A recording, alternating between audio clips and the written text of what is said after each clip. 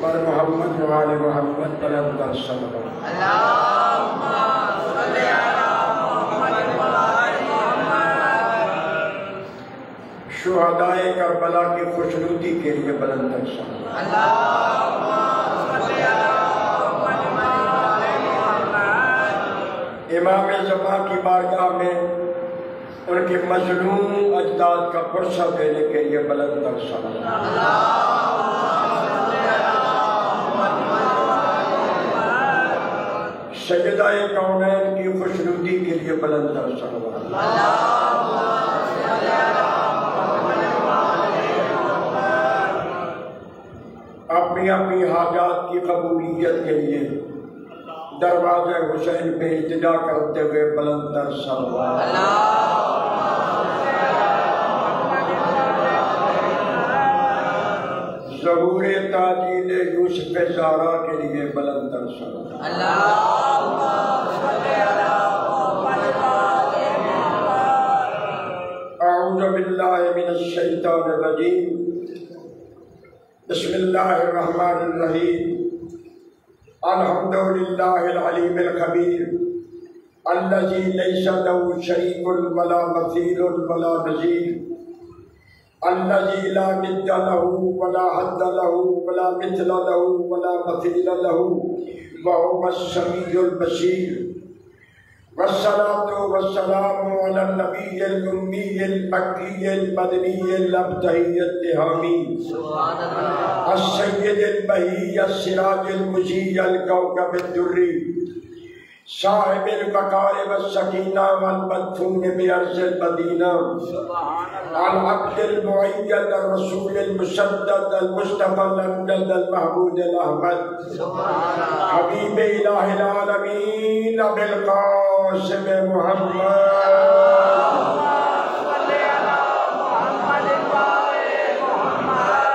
سید الانبیاء والمرسلین، وعلى السید المطہر والامام المظفر، والشجاع الغضنفر ابی شبیر المشبر قاسم طوبى وسکر، العنزہ المتین الاشرف المکین الاشجع المتین الناصر المعین، الوالی الولی السید الرضی الحاکم بالنص الجلی المدفون بالغریب، اسد اللہ الغالب غالب علی کل غالب و مطلوب کل طالب، امام المشارق والمغارب الذي حبه فرض على الحاضر والغائب، علی مولانا علی ابن ابی طالب امیر المؤمنین،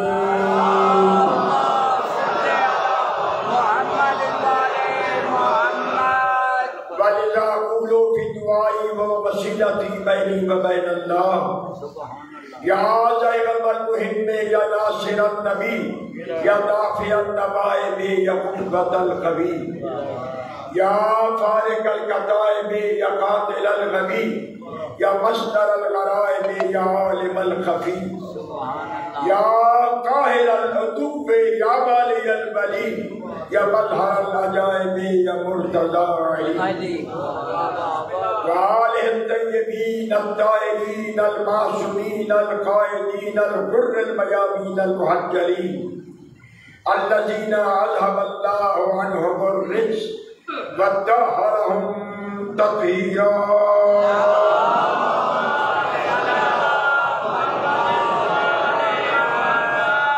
ولعنۃ اللہ علی اعدائہ الملعونین من یوم عداوتہم الی یوم الدین، رب اشرح لی صدری ویسر لی امری واحلل عقدۃ من لسانی یفقہوا قولی، اما بعد فقد قال اللہ سبحانہ وتعالی فی کتاب الہدی وفی کتاب الہدی، ان الذین یؤذون اللہ ورسولہ لعنہم اللہ فی الدنیا والآخرہ، صلوات۔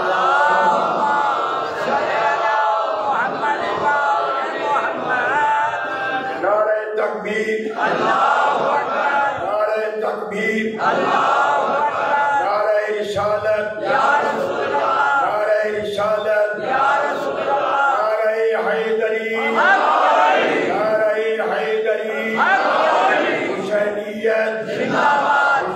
یزیدیت زندہ یزیدیت باد یزیدیت زندہ باد یا امام المنتظر یا امام المنتظر یا امام المنتظر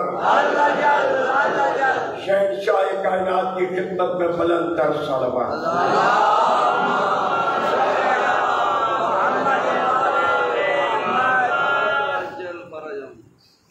رحمان الرحیم مالک کی بارگاہ میں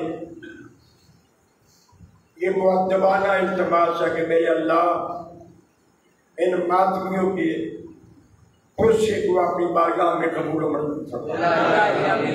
ان جوانوں کو جو مجالس مظلوم کربلا کی زینت ہے اور ذکر حسین کو اپنی ماتم کی شکل میں پیش کرتے ہیں، میرے اللہ ان کو اپنی امان میں محفوظ و مامون فرما اور اس ماتم مظلوم کربلا کو دن دگنی رات چوگنی ترقی دیتے ہوئے شہنشاہ کربلا کے عزاداروں سچے عزاداروں میں ان کا شمار فرما اور نظر کرم حسین سے انہیں بہرامند فرما۔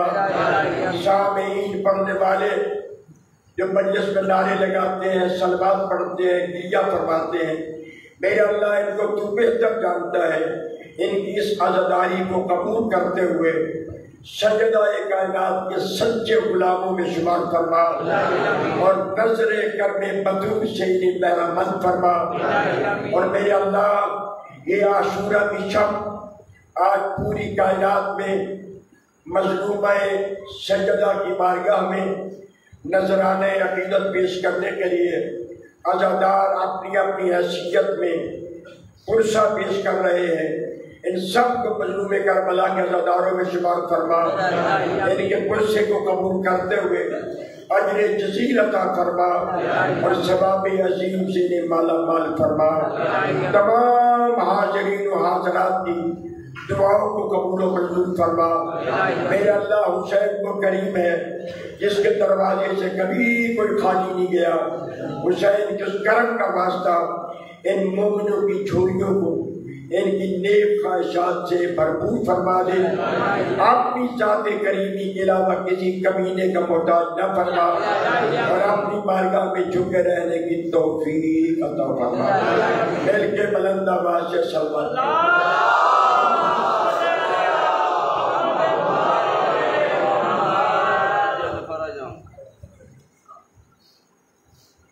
کیونکہ عشرہ محرم میں میں نے کوشش کی ہے کہ ان پاک ہستیوں کی عقیدت و محبت کو اظہار کرتے ہوئے قرآن و حدیث کی روشنی میں ان کے چاہنے والوں کی خدمت میں شان اہل بیت پیش کی جائے، مگر اس ذکر میں مجھے اپنی کوتاہی کا احساس ہے کہ مادر حسین کا ذکر نہیں ہو سکا، جو ہم پر فرض ہے، اور مادر حسنین وہ ہستی ہے جو فقط ہماری موشن نہیں، امامت کی بھی موشن ہے، نبوت کی بھی موشن ہے، کائنات میں ہر فرد کی موشن ہے، اور احسان کا تقاضا ہے کہ تھوڑا سا ذکر اس مخدومہ کائنات کا قرآن و حدیث کی روشنی میں پیش کر کے ہم سرخرو ہو جائیں کہ ہم نے عشرہ محرم میں پورے پنجتن پاک کا ذکر کر کے اپنی نجات کا مکمل سامان بنایا ہے۔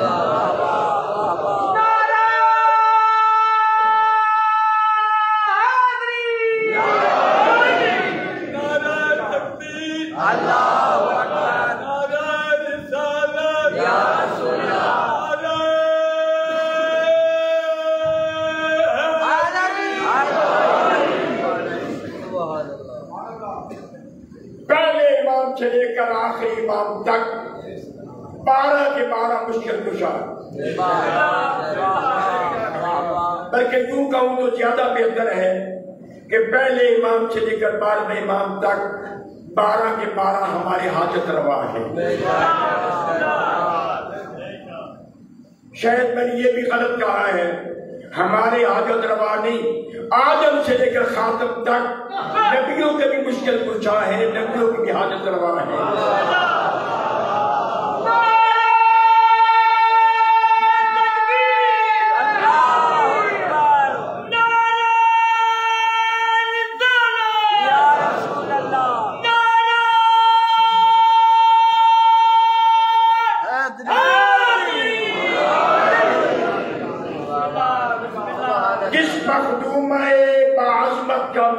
ذکر کرنا چاہتا ہوں۔ 11ویں امام فرماتے ہیں، امام حسن عسکری علیہ السلام،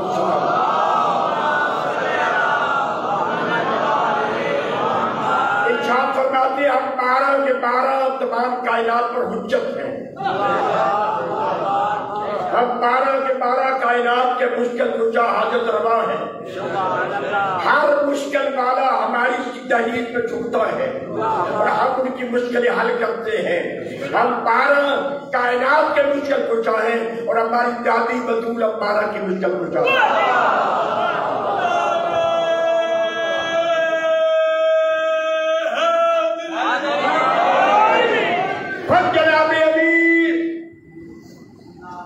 جنہوں نے پردہ غیبت میں رہ کے نبیوں کی مدد کی، ظاہر مظہر سید الرسل کی مدد کی، اور قیامت تک اپنے چاہنے والوں کی مدد کرتی ہیں، ان کے بارے میں مشکل کشا علی فرماتے ہیں کہ جب زمانے کی مشکلیں مجھے گھیر لیتی تھی، زمانے کی مشکلیں مجھے پریشان کرتی تھی، میں گھر آتا تھا، چہرہ بطول کی زیارت کرتا تھا، میری مشکلیں آسان ہو جاتی۔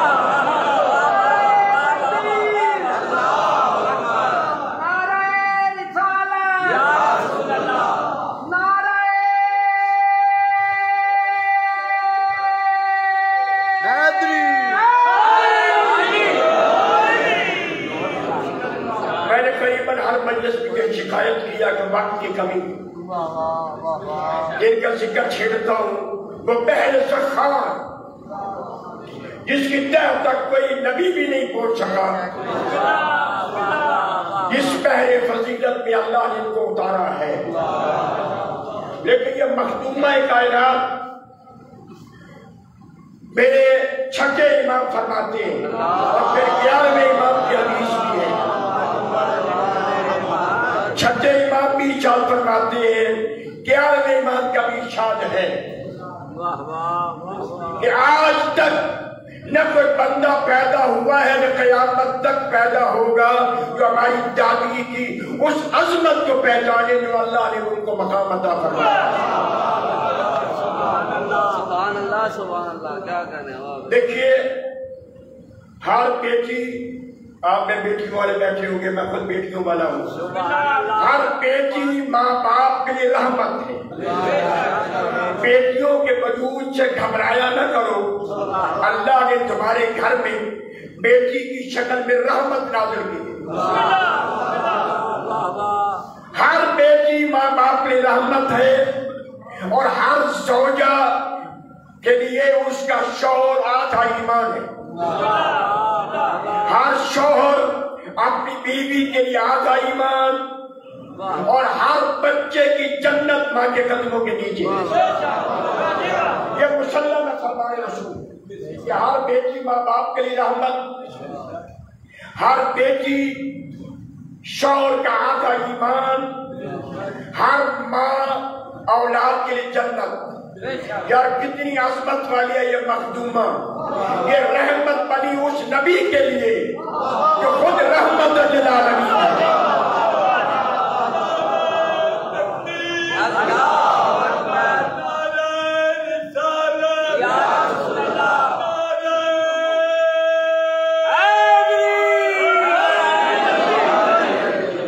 رحمت بنی اس پاک نبی کے لیے جو خود رحمت للعالمین ہے، اور آدھا ایمان بنی اس علی کے لیے جو کل ایمان ہے، اور جنت بنی ان بچوں کے لیے جو خود سردار جنت ہے۔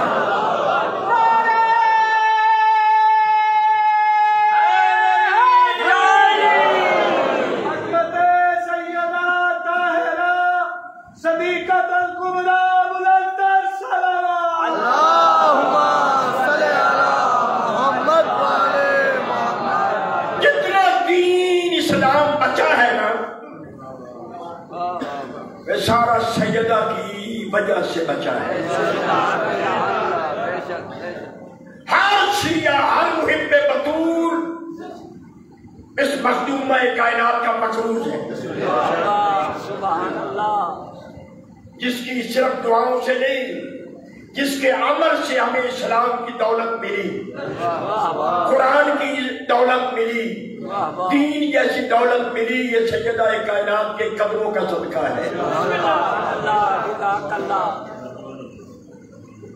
وہ بطول جو نبوت و امامت کا مرکز بنی، اور خود اللہ نے حدیث کے ساتھ پڑھتے ہو نا، یہ کہتے ہو نا کہ جب کہ برتن پاک اکٹھے ہو گئے چادر کے نیچے، تو اللہ نے کہا یا ملائکتی و یا سکان سماواتی انی ما خلقت سما مبنیتا ولا عرضا مدہیتا ولا قمرا منیرا ولا شمس مزیتا ولا فلک جدور ولا بحر جدی ولا فلک تسری الا فی محبت هؤلاء الخمسة الذین هم تحت النساء۔ میں نے زمین کا فرش بچھایا، یہ نیل گونی چھت بنائی، ہوائیں پیدا کی، فضائیں پیدا کی، دریاؤں کو خلق کیا، ان میں جوانی عطا فرمائی، پہاڑوں جیسے جمرود میں نے خلق کیے، انسانوں جیسی پیاری مخلوق کو میں نے خلق کیا۔ اللہ فرماتا فرشتوں سن لو، یہ جو کچھ میں نے پیدا کیا ہے ان پانچ کے صدقے میں،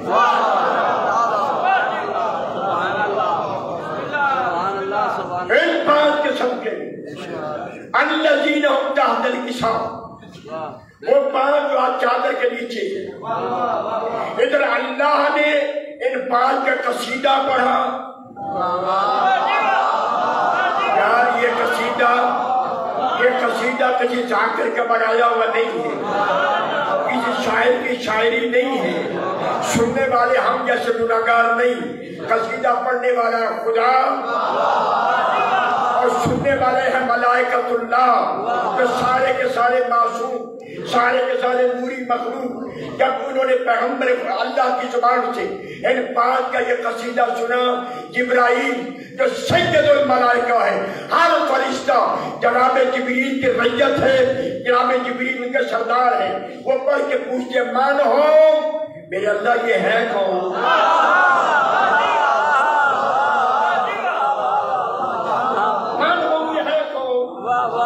جبرائیل اس دروازے کا غلام ہے، انہی بچوں کے جھولے جھلاتا رہا ہے، اسی بی بی کی چکیاں چلاتا رہا ہے، اسی علی کی دربانی کرتا رہا ہے، اسی پیغمبر کے قدموں کو چومتا رہا ہے۔ آج اتنا بھولا ہو گیا، کہتا من ہوں یہ ہے کون؟ اور جبرائیل تو اتنا بھولا جن کے بچوں کے جھولے جھلائے، جس بچی کی تو نے چکیاں چلائیں، جس نبی کے قدموں کو بوچھے دیے، آج پوچھتا یہ کون ہے؟ فرمایا یہ الگ الگ ہو تو پہچانتا ہوں، یہ نبی ہے، یہ علی ہے، یہ حسن ہے، یہ حسین ہے، یہ سجدہ ہے۔ جب اکٹھے ہو جائے میں بھی نہیں پہچان سکتا کہ یہ میں نبی کون ہے، علی کون ہے، حسن کون ہے، حسین کون ہے۔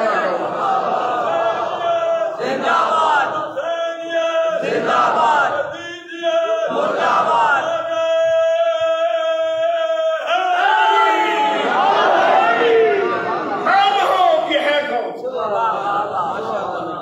اللہ نے تعارف میں کمال کر دیا۔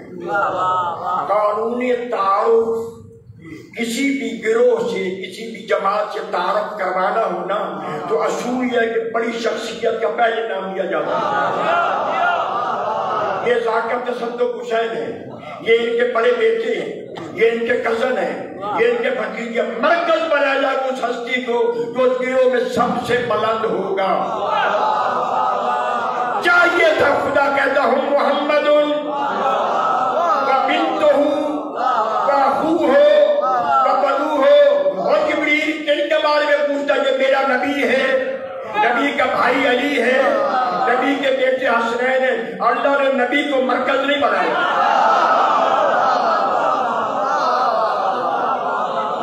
اگر میں یہ کہہ دوں تو شاید بے جانا ہو، آج چادر کسا کے نیچے اس جلسے کی صدارت جناب سجدہ فرما رہے ہیں۔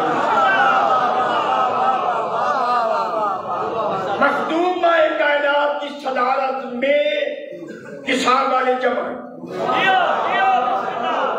سوال یہ ہے کہ جب قانونی تعارف یہ ہر محفل میں ہر کام بھی چلے جاؤ تعارف اس سے کروایا جاتا ہے جو سب سے بڑا ہو۔ نبی سے بڑھ کے کوئی نہیں.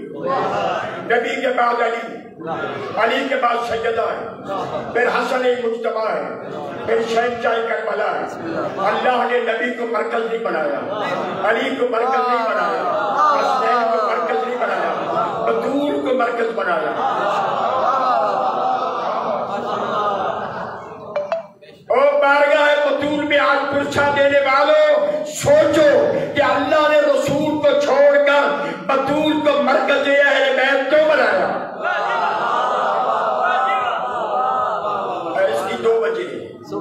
پہلی یہ کہ اگر اللہ جناب سیدہ کو چھوڑ کر رسول کو مرکز بناتا تو بیت الباغ میں اور لوگوں کے داخل ہونے کا خطرہ تھا.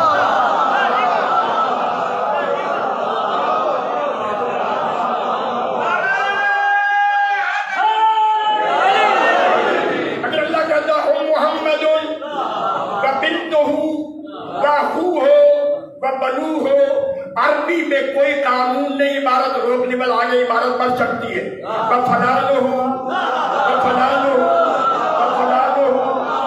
اذانوں میں سنتے نہیں ہو نبی پر سلام, اس کے اصحاب پر سلام, ان کی ازواج پہ عبارت آگے بڑھ سکتی تھی. اللہ نے چونکہ ان کے لیے آیت تطہیر کو نازل کرنا تھا اور اس پر انما کی مہر لگ گئی تھی. انما عربی کا کلمہ حسر. میں بڑے آسان لفظوں میں عرض کرنے کی کوشش کروں گا. حسر کا معنی مثلا یہاں کی انجمن کے ذمہ دار افراد کو میٹنگ کرنا چاہیں تو خاص بندوں کو بلا لیں, کہتے ہیں دروازہ بند کر, آپ کو اندر نہ آئے. کہ دروازہ بند کرنا اس بات کی دلیل ہے کہ جو آ گئے ہیں یہ نکل نہیں سکتے, جو نہیں آئے وہ یہاں آ نہیں سکتے. اسے کلمہ حسر کہا جاتا ہے. انما کا کلمہ حسر بتلا رہا ہے کہ جو چادر کے نیچے آ گئے ہیں یہ نکل نہیں سکتے. جن کو اننا کے علا خیر کہہ کے نکال دیا ہے وہ چادر میں آ رہے ہیں.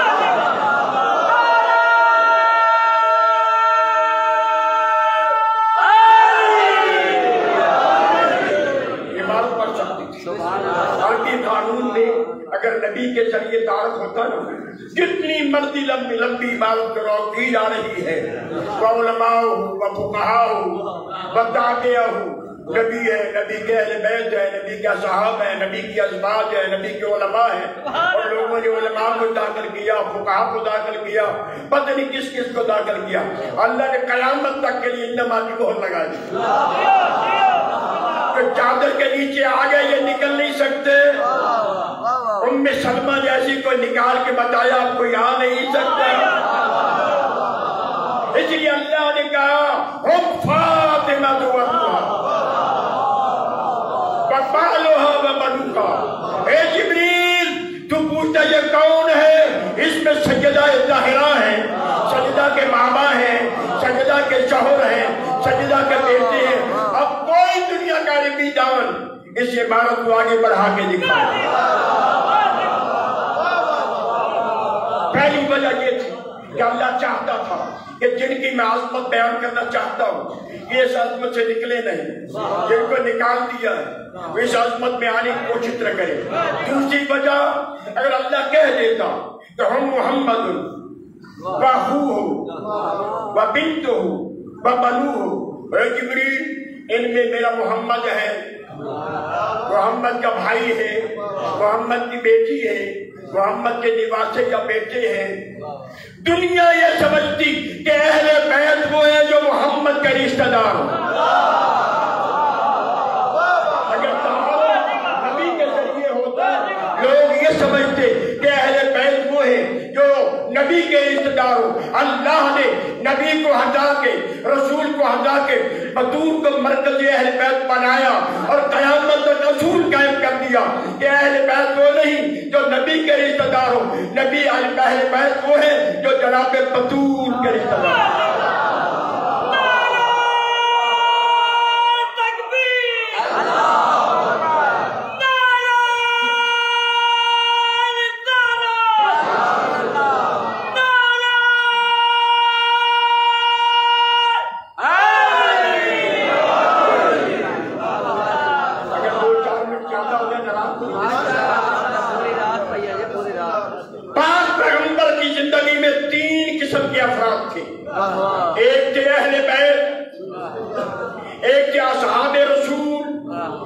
ازواج رسول، آل رسول، اصحاب رسول، ازواج رسول۔ واہ واہ، پھر سمجھ لو، میں پھر دوہرا رہا ہوں، نبی کے زمانے میں 3 ہی شخصیتیں واجب الاحترام تھیں، آل رسول، اصحاب رسول، ازواج رسول۔ آپ جانتے ہیں کہ میں اتحاد بین المسلمین کا قائل ہوں، میں کبھی کسی کے آپ دینی دل کو ٹھیس نہیں پہنچاتا، لیکن حق تو بولنا پڑتا ہے نا، حق تو کہنا پڑتا ہے نا۔ صحابی رسول وہ جو نبی کے ساتھ، نبی مسجد میں ہو تو ساتھ، نبی بازار میں ہو صحابی تو ساتھ، نبی میدان جنگ میں ہو تو ساتھ، نبی کسی محفل میں تشریف فرما ہو صحابی ساتھ، لیکن جیسے ہی نبی کا قدم گھر کی دہلیز پہ آئے، صحابی وہ ہوتا ہے جو رک جائے، نبی کے ساتھ رہے، مسجد میں، محفل نبی میں، لوگوں کے مجمع میں، صحابی نبی کے ساتھ، لیکن جیسے ہی پاک پیغمبر کا قدم مقدس اپنے خانہ اقدس میں، اپنے دار الشریعت میں، اپنی دہلیز پہ جیسے نبی کا قدم آئے گا، صحابی وہ ہے جو باہر ہو جائے گا۔ ازواج رسول وہ ہے جو نبی کے ساتھ، نبی گھر میں ہو تو ساتھ، نبی دسترخوان پہ ہو تو ساتھ، نبی گھر کے افراد کی کو بات کرے ہو تو ساتھ۔ زوجہ رسول وہی ہے جو نبی کے ساتھ رہے۔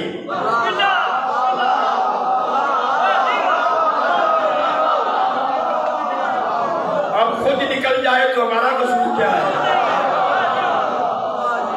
زوجہ رسول وہ جو نبی کے ساتھ، صحن خانہ میں نبی کے ساتھ، دسترخوان میں نبی کے ساتھ، گھر کی محفل کے افراد کے اندر زوجہ ساتھ، لیکن جیسے نبی کا قدم گھر سے باہر نکلے، زوجہ وہ جو وہیں رک جائے۔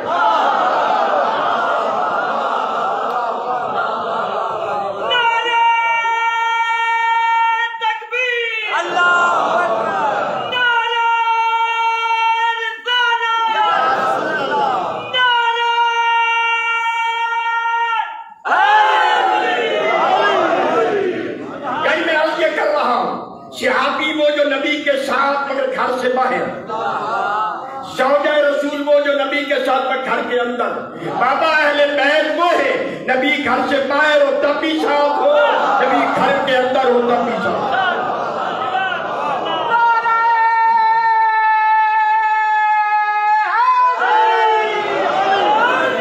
رہی بات چادر کی، جس چادر میں لے کے بیٹھا نبی، اور اللہ نے ان کا قصیدہ پڑھا، پڑھنے والا خدا، سننے والے معصوم ملائکہ، اللہ نے یہ چادر کے نیچے پنجن پاک کو جمع کرنے کا کیوں حکم دیا؟ کیا ان کو سردی لگتی تھی جو چادر اڑائی؟ یا کسی غیر کے دیکھنے کا امکان تھا جو چادر اڑائی؟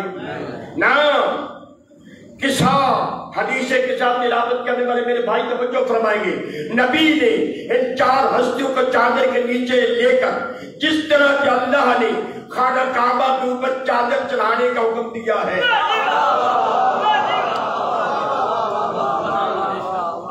کیا اس کوٹھے کو سردی لگتی ہے؟ اللہ نے چادر چڑھائی ہے؟ کیا اس مقام کو اللہ غیر محرموں کی نگاہ سے بچانا چاہتا ہے جو خلاف کعبہ چڑھایا ہے؟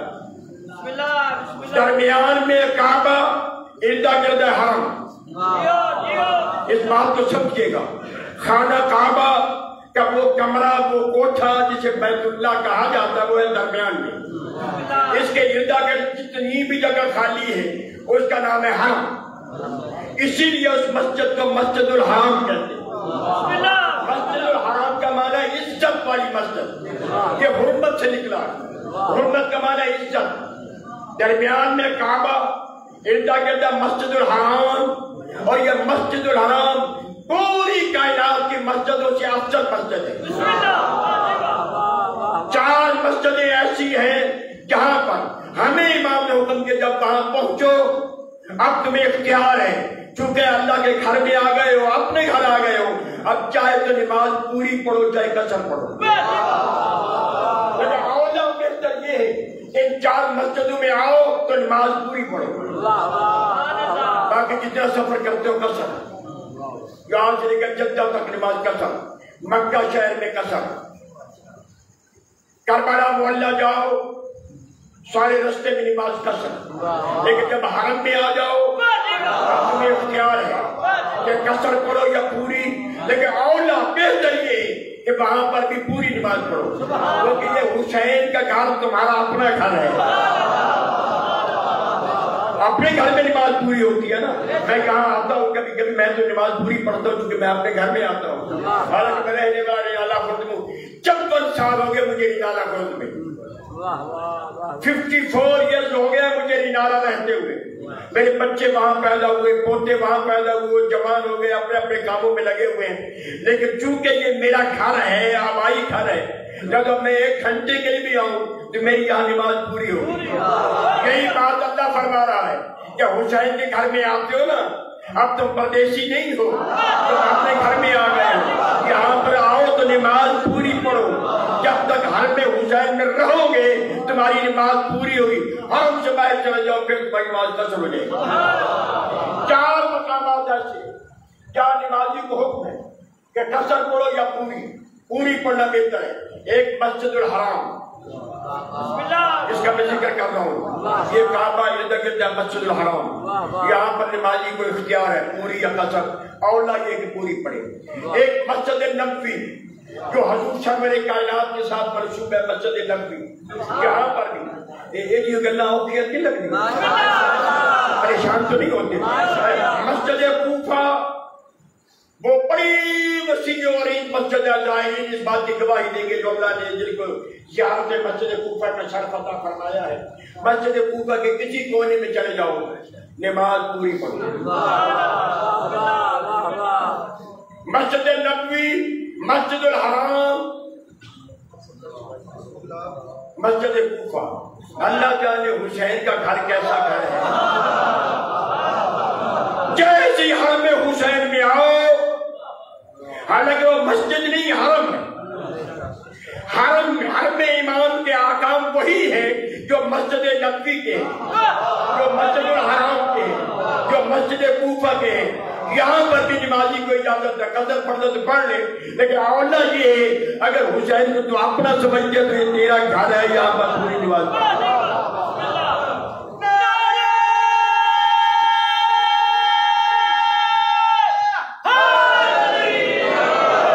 درمیان میں وہ کمرہ, وہ کوٹھا جسے خانہ کعبہ کہا, بیت اللہ کہا. اور حضرت عباس علمدار نے جب امام مظلوم نے 8 ذی الحج کو اپنے حج کے احرام میں کو عمرے میں تبدیل کیا تھا اور فرمایا تھا کہ حاجیوں کے لباس میں ایسے لوگ آ چکے ہیں جو عین حرم الہی میں مجھے قتل کریں گے. میں حسین اس کعبہ کی حرمت کو بچانے کے لیے اس سے 2 انچ باہر جا کے قتل ہو جاؤں تو میرے لیے بہتر ہے, تاکہ اللہ کے گھر کی حرمت نہ ہو, بے احترامی نہ ہو. اس لیے امام نے 8 ذی الحج کو اپنی احرام کو عمرے میں تبدیل فرمایا اور مکہ سے کوچ کیا. جب کوچ کرنے لگے نا, حضرت عباس علمدار نے عرض کی, باپ مولا آپ جا رہے ہیں, یہ مجمع, اچھا 8 ذی الحج کو تاریخ ہے, جس تاریخ کو جس حاجی نے حج کرنا وہ پہنچ جاتا ہے. اگر کوئی حاجی 8 ذی الحج سے لیٹ ہو جائے اب اس کا حج نہیں ہے. ہر حاجی پر واجب ہے کہ اگر وہ حج کرنا چاہتا ہے تو 8 ذی الحج کو حرم الہی میں پہنچ جائے. اس کے بعد پھر حج کے احکام, عرفات میں جانا ہے, مزدلفہ میں جانا ہے, مینا میں جانا ہے, یہ احکام پھر شروع ہو جائیں گے. حج صرف 3 دن کا ہوتا ہے, اس کی تفصیل پھر کبھی عرض کروں گا. درمیان جب امام نے احرام توڑے, ارادہ کیا, تو علمدار نے عرض کی, مولا آپ نے فرمایا کہ کچھ لوگ حاجیوں کے لباس میں میرے قتل کے لیے آ چکے ہیں اور آپ نے فرمایا کہ میں اس حرم الہی کی توہین نہیں کرنا چاہتا کہ میرے خون کی وجہ سے اس کی بے حرمتی ہو، میں دور جا کے شہید ہونا چاہتا ہوں، یہی شہید نہیں ہونا چاہتا۔ مولا کسی نے یہ بات سنی ہے، کسی نے نہیں سنی، اجازت ہو تو میں کعبہ کی چھت پہ کھڑا ہو کے لوگوں کو خطبہ سناؤں کہ امام نے حرم الہی کو کیوں چھوڑا۔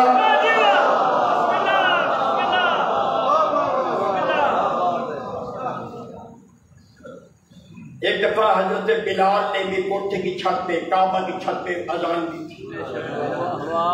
جب جناب بلال کوٹھے کی کعبے کی چھت پہ چڑھے تھے نا تو نیچے رسول بھی کھڑے تھے، صحابہ بھی کھڑے تھے، اذان دینا چاہتے تھے، نبی حکم کے اذان دو کعبہ کی چھت پہ۔ تو جناب بلال نے جھک کے کہا یا رسول اللہ، نیچے تھا تو کعبے کی طرف منہ کرتا تھا، اب چھت پر میں کدھر منہ کروں؟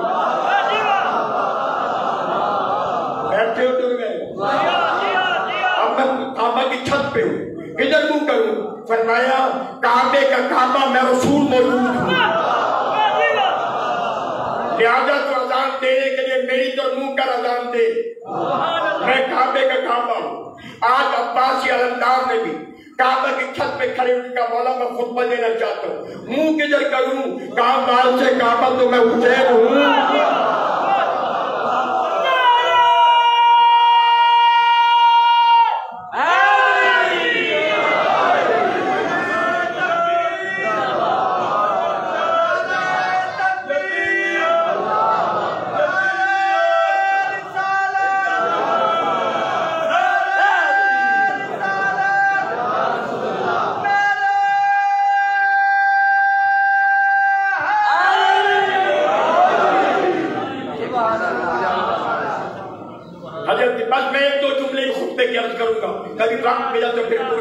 سے حضرت کا خطبہ سناؤں گا۔ حضرت نے پہلے جملے فرمایا ھذا بیت لوالدہ، حسین کی طرف اشارہ کیا، حالانکہ جو حسین کا باپ ہے وہی عباس کا باپ ہے۔ حسین بادشاہ بھی ابو طالب کے لال ہے، عباس بادشاہ بھی ابو طالب کے لال ہے۔ یہ نہیں کہا کہ میرے باپ کی وجہ سے، کیا اس حسین کی وجہ سے۔ یہ کوٹھا تھا، یہ کمرہ تھا، یہ کوٹھا تھا، اس حسین کے باپ کی وجہ سے سارا بیت اللہ یہ اللہ کا گھر بنا، اور اس علی نے اس گھر میں آ کے قیامت تک کے لیے اس گھر کو مرکز اسلام بنا دیا۔ جس کی آمد سے یہ کوٹھا قیامت تک کے لیے مرکز اسلام بنا، کیا حسین خود مرکز اسلام نہیں ہوگا؟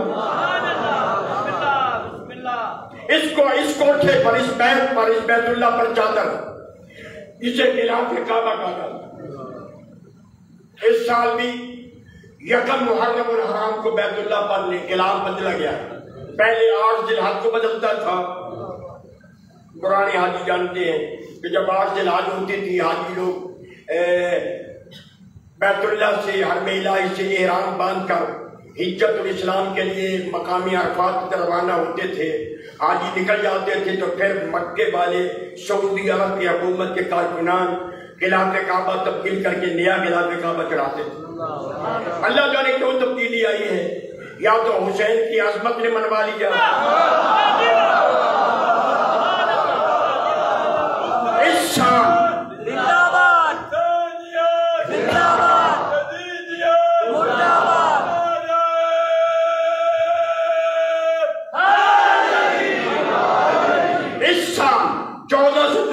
ہجری کے محرم الحرام کی پہلی تاریخ کو خانہ کعبہ کا خلاف تبدیل کیا گیا، اور یہ خلاف معمولی خلاف نہیں ہے، کروڑوں نہیں اربوں ڈالر اس پہ خرچ ہوتے ہیں۔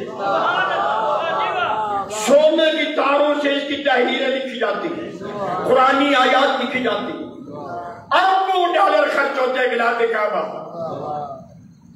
ذرا سوچ کے بتاؤ اللہ نے اپنے اس کوٹھے پر یہ غلاف چڑھانے کا حکم کیوں دیا ہے؟ کیا کوٹھے کو سردی لگتی ہے؟ یہ زیادہ گرمی محسوس کرتا ہے، گرمی سے بچانے کے لیے غلاف چڑھایا نہ۔ حضرت خلیل الرحمان نے فرمایا تھا ہاجرہ واقعہ یوں ہوا تھا، اس وقت خلاف کعبہ نہیں تھا، صرف کوٹھا تھا، کمرہ تھا جب جناب ابراہیم نے بنایا تھا۔ لوگوں کو پتہ نہیں تھا بیت اللہ کون سا ہے۔ ایک دفعہ جناب خلیل کی آواز پر دور بستیوں سے لوگ بیت اللہ کی زیارت کے لیے آئے۔ انہوں نے آ کے پوچھا وہ بیت اللہ کہاں ہے جو ابراہیم نے تعمیر فرمایا تھا، ہم اس کا طواف کرنا چاہتے ہیں، اس کو بوسہ دینا چاہتے ہیں۔ بعض شرارتی لوگوں نے کسی اور کوٹھے کی طرف اشارہ کر کے بیت اللہ، وہ بیچارے مسافر تھا، مسافر تھے، ان کو پتہ نہیں تھا، انہوں نے اسی کوٹھے کا طواف کیا، چلے گئے۔ جناب خلیل کو اطلاع ملی، فرمایا خبردار آج کے بعد اس کوٹھے پر چادر ہو، جو چادر کے نیچے ہوگا وہ بیت اللہ ہوگا۔ کون بیت اللہ کی چادر پیش کرے کعبہ بنا دی جائے۔ حاضرہ کی وہ چادر غلاف بالا کعبہ ایسی بنی، اب قیامت تک یہ کعبہ غلاف کے ساتھ رہے گا، غلاف کعبہ پر رہے گا۔ پوچھا لوگوں نے اللہ کے نبی یہ چادر چڑھانے کا حکم کیوں دیا ہے؟ جو چادر کے نیچے بیت ہے، جو چادر کے بغیر حرم ہے، اللہ نے بھی، اللہ کے نبی نے بھی اللہ کی سنت پہ عمل کرتے ہوئے پنجن پاک میں چادر چڑھا کے بتایا جو چادر کے نیچے وہ اہل بیت ہے، جو چادر سے باہر ہے وہ حرم ہے۔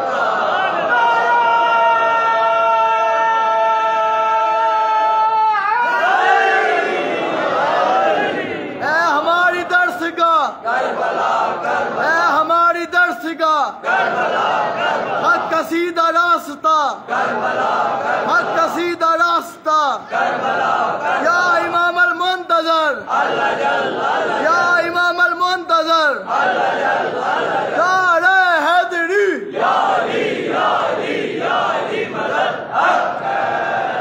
ابراہیم پوچھتا یہ کون ہے؟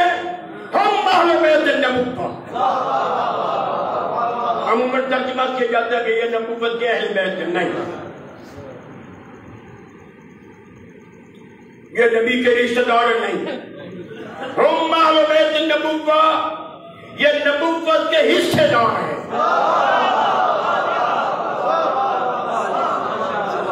میں بالکل اختتام پہ اپنی گفتگو کو لے آیا، ہم اہل بیت النبوہ، یہ نبوت کے حصے دار ہیں۔ دیکھو نبی کے رشتہ دار ہو سکتے ہیں، نبوت کا رشتہ دار کوئی نہیں ہوتا۔ بچوں کو سمجھانے کے لیے اور آسان کروں، قبلہ عالم کے رشتہ دار ہوتے ہیں، علم کے رشتہ دار نہیں ہوتے۔ ذاکر کے رشتہ دار ہوتے ہیں، ذکر کے رشتہ دار، مجتہد کے رشتہ دار ہو سکتے ہیں لیکن اجتہاد کے رشتہ دار نہیں ہوتے۔ ولی کے رشتہ دار، ولی کے رشتہ دار ہوتے ہیں، ولایت کے رشتہ دار نہیں ہوتے۔ امام کے رشتہ دار ہو سکتے ہیں، امامت کے رشتہ دار نہیں ہوتے۔ کہہ دوں جملہ، نبی کے رشتہ دار ہو سکتے ہیں، ہوتے ہیں، اور نبی کا رشتہ دار گمراہ ہو سکتا ہے۔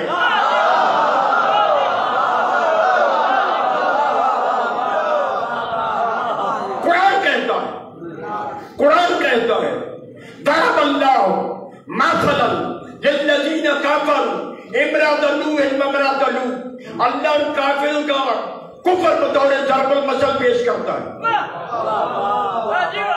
کون؟ ان میں سے ایک جناب لوط کی بیوی، ایک جناب لوط کی بیوی۔ ضرب اللہ مثلا للذین کفروا، اللہ ان کافروں کے کفر کو بطور ضرب المثل، ضرب المثل نمونے کے طور پر پیش کرتا ہے۔ جن کا کفر اتنا پڑا ہوا تھا کہ قیامت تک ہر کافر کے یہ نمونے عمل یہ دونوں بیویاں تھیں، ایک جناب نوح علیہ السلام کی بیوی، ایک جناب لوط علیہ السلام کی بیوی۔ قرآن کی آیت۔ پھر اللہ نے آگے پھر فرما اگلی آیت میں نے عرض کیا، میں اپنی گفتگو کو سمیٹ رہا ہوں، آخری باتیں سن لیں۔ ضرب اللہ مثلا للذین آمنوا، اللہ ان مومنوں کے ایمان کو بطور ضرب المثل پیش کرتا ہے جن کا ایمان قیامت تک آنے والے مومنوں کے لیے نمونے عمل۔ کون؟ امرأۃ فرعون، فرعون کی بیوی۔ کافروں عورتوں کا نام لیا. زوجہ لوط علیہ السلام. کافر کے کفر کو پیش کیا, پھر عورت کو پیش کیا. ضرب اللہ مثل الذین آمنوا امرأۃ فرعون. اللہ مومنوں کے ایمان کو پیش کرتا ہے. کون مومنہ ہے جس کا ایمان قیامت تک آنے والے مومنوں کے لیے بطور نمونہ عمل ہے؟ وہ فرعون کی زوجہ ہے. اے میرے کریم خالق, وقت ختم ہو گیا. میں اپنی گفتگو سمیٹنا چاہتا ہوں. میرے مجمع تک میری بات پہنچا دے. یا اللہ, کیا تجھے کائنات میں کوئی کافر مرد نہیں ملا؟ فرعون کافر, نمرود کافر, شداد کافر, حامان کافر, اور پھر میرے نبی کے ساتھ کتنے ابو ہیں کافر تھے.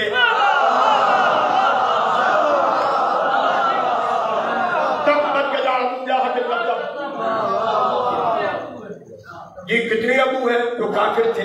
میرے اللہ کسی کافر مرد کا نام نہیں لیا. کافروں کے کفر کو پیش کیا, عورتوں کو پیش کیا. مومنوں کے ایمان کو پیش کیا تو پھر عورتوں کا نام لیا. میرے اللہ تجھے مومنہ عورت کوئی نہیں ملی. جب مریم بطول کے تو نے خود قصیدے پڑھے قرآن میں. جناب حوا جو ساری کائنات کی ماں ہے, ان کی شان تو نے بیان کی. جناب سارہ, جناب حاجرہ, جناب حنا, ان تمام بیویوں کی بڑی عظمتیں. میرے اللہ ان کے ایمان کو بطور نمونہ نہیں پیش کیا. کسی مرد مومن کا نام لے لیتا. مومن آل فرعون بھی تیرے قرآن میں موجود ہے. سلمان محمدی جیسے مومن موجود ہے. مقداد کندی جیسے مومن موجود. ابو ذر غفاری جیسے مومن موجود. میرے اللہ, اس کی علت کیا ہے کہ تم نے کفر کے مقام پر بھی عورتوں کا نام لیا, ایمان کی منزل پہ بھی تم نے عورتوں کا نام لیا. اللہ نے کہا میں اصول بیان کر رہا ہوں, یاد رکھو, یاد رکھو, مومنہ عورت ایمان کو نہیں چھوڑے گی چاہے فرعون کے گھر میں چلی جائے.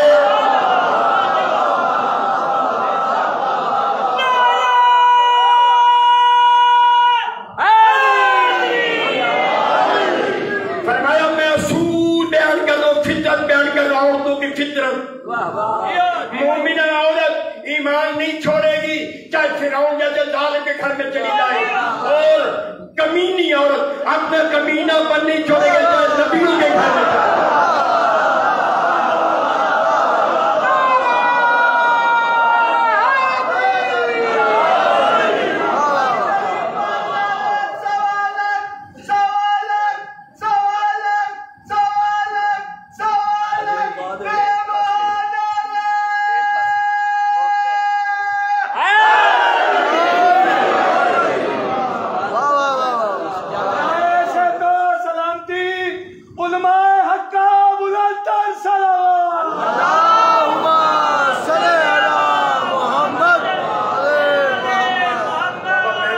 چھوٹا سا طالب علم ہوں. میں نے عرض کیا تھا نا, جو بندہ دعویٰ کرے نا میں عالم ہوں, میں نے عرض کیا تھا, آپ کو یاد ہوگا میں نے عرض کیا تھا جو بندہ دعویٰ کرے میں عالم ہوں, سب سے بڑا جاہل.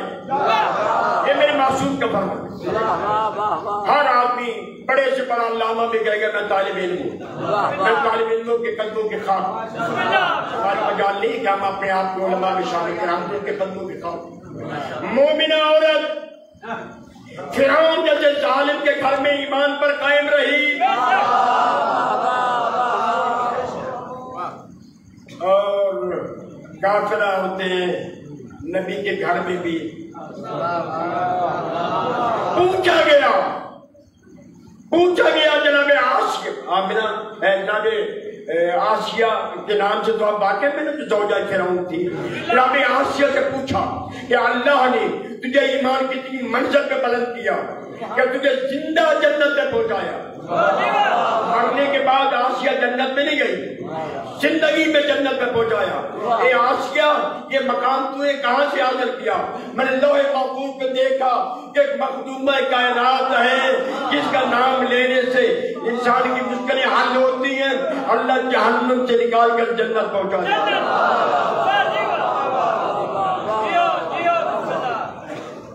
آج کے شب سجدہ طہرہ کو قرصہ دینے جو جنت البقیع چھوڑ کے کربلا کے جنگلوں میں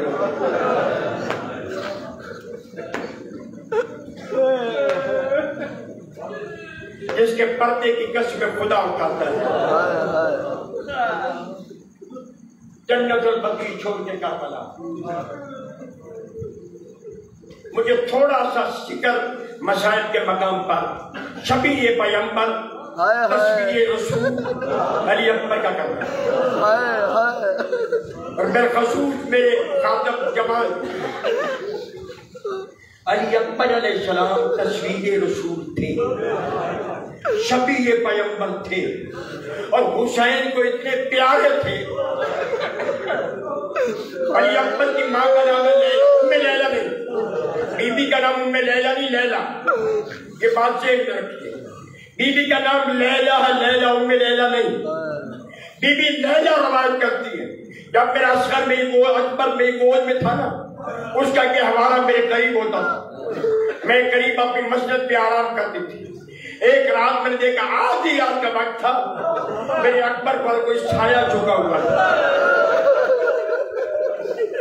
کوئی سایہ جھک کے اکبر کے رخساروں کا بوچھا لے رہا. میں نے کہا کون جو اس وقت میرے اکبر کی نیند خراب کر کے اس کے چہرے کا بوچھا لے رہا. جواب آیا لیلا آہستہ بولو، کوئی اور نہیں، میں حسین ہوں. مولا اس وقت فرمایا لیلا کیا کروں، مجھے اکبر کی محبت سونے نہیں دے.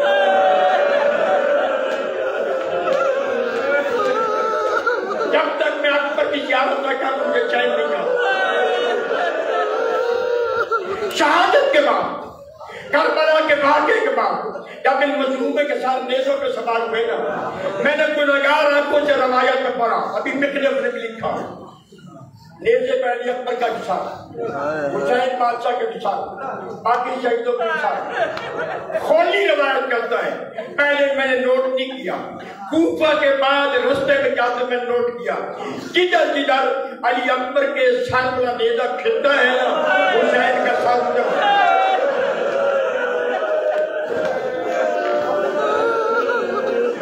جب میرے سینے میں دشمنی حسین میں برداشت نہیں کر سکا کہ حسین نیزے پہ سوار ہو کے اپنے بیٹے کے چہرے کی زیارت کرے.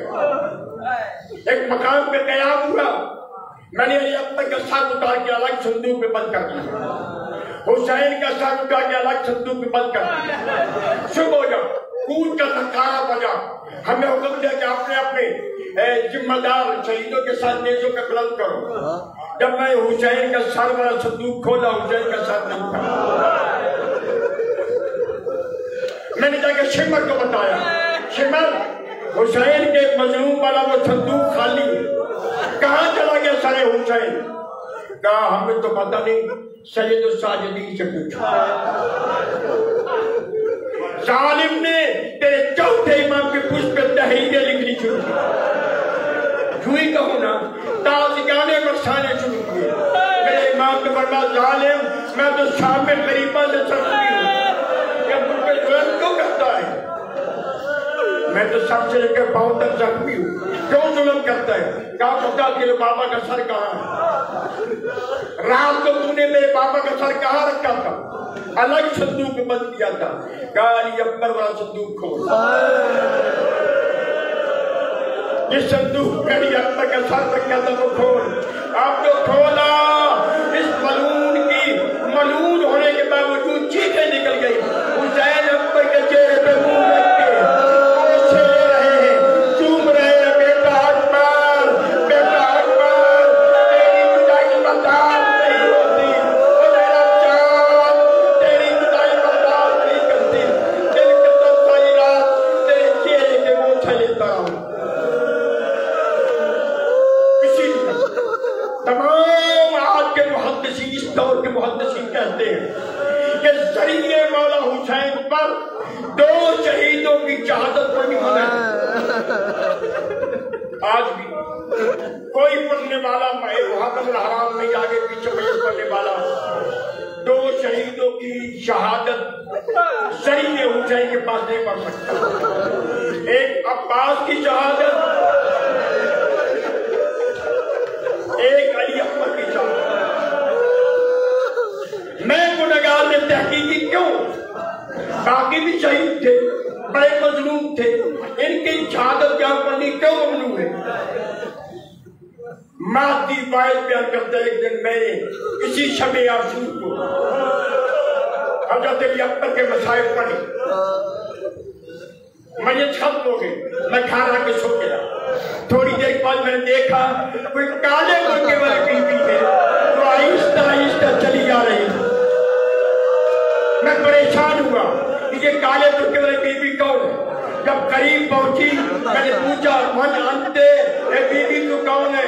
बड़ा मादी नहीं पहचाना, अना फातिमा हुसैन, मैं हुसैन की माँ फातिमा हूँ। बीवी मुझे हुक्म दे के बुला लिया होता, मुझे हुक्म दे के बुला लिया होता, आपके सामने क्यों फरमाई? क्या मादी के समझाने की चाहिए। आज के बाद मेरे हुसैन की कब्र के पास अकबर की शहादत और अब्बास की शहादत न पढ़ा। मैंने कहा बीबी मेरी मजाल है, आइंदा मैं जुर्रत नहीं करूंगा, मैं इस पर अमल करूंगा। बीबी मुड़ने लगी। मैंने कहा बीबी मैंने रवायात में देखा है जब रोजे आशूर हुसैन शहीद हुए थे ना, हुसैन सर से लेकर पांव तक जख्मी थे। तेरे पांचवें इमाम ने फरमाया कि मेरे जात हुसैन के जिस्म पर इतने जख्म थे जितनी कुरान की आयतें, जितनी कुरान की आयतें इतने मेरे हुसैन के जिस्म पर जख्मी थे। मैंने अपनी बीबी मेरे इमाम के जख्मों का हाल क्या है? आप जा रही हैं, मुझे मौला के जख्मों का हाल तो बता जाए। मादी रोने वाले को आंसू मेरे हुसैन के जख्मों का मरहम बना, रोने वालों के आंसू मेरे हुसैन के जख्मों का मरहम बन गए। दो जख्म ऐसे हैं जो आप भी हुसैन के सीने में मौजूद हैं। मैंने उसका बीबी वो कौन से जख्म है जो आप भी मेरे मौला के सीने में? फरमाया एक अब्बास की मौत का जख्म,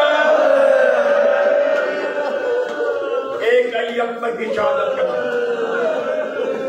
यार इतनी इज्जत वाला अली अकबर, इतनी मोहब्बत बाप के पाने वाला अली अकबर। इमाम ने रोज़े आशूर पर अकबर नाना का दीन बख्शता नहीं। तुम क्या बुनैया मेरा बेटा मैदान में जाओ, अल्लाह का दीन नहीं बढ़ता। अली अकबर ने मैदान की तरफ बढ़ना शुरू किया। फरमाया नहीं बेटा जल्दी ना करो, पहले खैमे में जाओ, उस बीबी को सलाम करो जो 18 साल में पर्दे में पालती रही, आपकी इंतजार कर रही है। जाओ बेटा उस बीबी को सलाम करके आओ, इजाजत लेके आओ। अब ये जैदी साहब के अल्फाज। अली अकबर फुप्पी के खैमे में गए, फुप्पी के कदमों को बोसा देके फुप्पी की गोद में ऐसे सर रखा जैसे बचपन में सोते थे। बीबी ने पेशानी चूमी। अकबर खैर तो है, आज ये नया अंदाज कैसा? फुप्पी अम्मा एक सवाल करना चाहता हूँ, बस एक सवाल। फरमाया अकबर सोच के सवाल करना, मैं मदीने वाली जैनब नहीं रही, अब मैं करबला में उजड़ गई हूँ, मेरे बेटे मारे जा रहे हैं, मेरे भाई शहीद हो रहे, सोच के सवाल करना, ये मदीना नहीं करबला है। फुप्पी कोई मुश्किल सवाल नहीं, जब इतना सवाल बताएं कि आपकी नजरों में मेरे पापा हुसैन की माँ का मकाम बुलंद है, ये आपका मकाम बुलंद है, आपका मकाम बुलंद है या मेरी दादी बदूम का मकाम बुलंद है? जैसे बीबी बैठी दिखाई हो, सीने से अकबर को लगाया। पर मैं बेटा अकबर ये क्या सवाल है? तेरी दादी तो इतनी असीम है, मेरी जैसी जैनब कई उसकी कलीजे बन जाए फिर भी हक अदा नहीं होगा। क्या फुप्पी अगर आप मेरी दादी की कलीज है, आज अपने बेटे अकबर को हुसैन की माँ फातिमा के बेटे हुसैन पर कुर्बान कर। फुप्पी से इजाजत दे के जनाब लैला के खैमे में आए, बस बस लेकर के तमाम करूँ। आपने गिरिया फरमा लिया, माँ के खैमे में आए। अम्मा ने उठ के शब्बीर पैगंबर का तस्वीर रसूल थे ना, तस्वीर रसूल समझ के बीबी लैला ने अपने बेटे का एहतराम किया, ताज़ीम की, सलाम किया, अम्मा सलाम। میں آخری سلام کرنے کی آیا میرا بیٹا ہر شہید میدان میں تیار ہو کے گیا تجھے میں سجا کے بھیجوں بیوی نے آبا پہنا کباب پہنائی کمر بند باندھا اور جب امامہ باندھنے کی باری آئی نا اکبر کے بابا حسین اب اس کے سر پہ امامہ بات سر پہ امامہ آپ ان کے سر پہ امامہ اداکاروں کتنا چکی تھا حسین اکبر کے سر پہ امامہ ڈالتے رہے ہر پیج پر ہر امامے کے پیج پر حسین نے قرآن کی آیتیں پڑھی ہر پگڑی کے پیج پر میرے امام قرآن کی آیتیں پڑھتے رہے اور جب آخری پیج پر ایک ناصرہ سے حلق کہی نا پڑھا ان للہ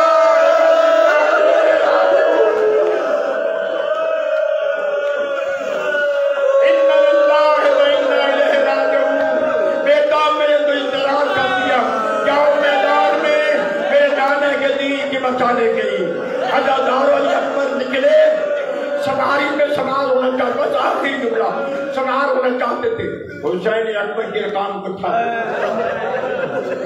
دوسری رکاب میں میرے امام نے ہاتھ ڈالا علی اکبر کہتے بابا آپ امام ہیں میں غلام آپ بابا ہیں میں بیٹا یہ صوبے ادب ہے ادب کے خلاف ہے کہ آپ میری رکاب کو تھا نہیں حسین بن اکبر تم میرے نانا کی تصویر ہے تو شبیہ پیغمبر ہے تیری رکاب تھامنا ثواب ہے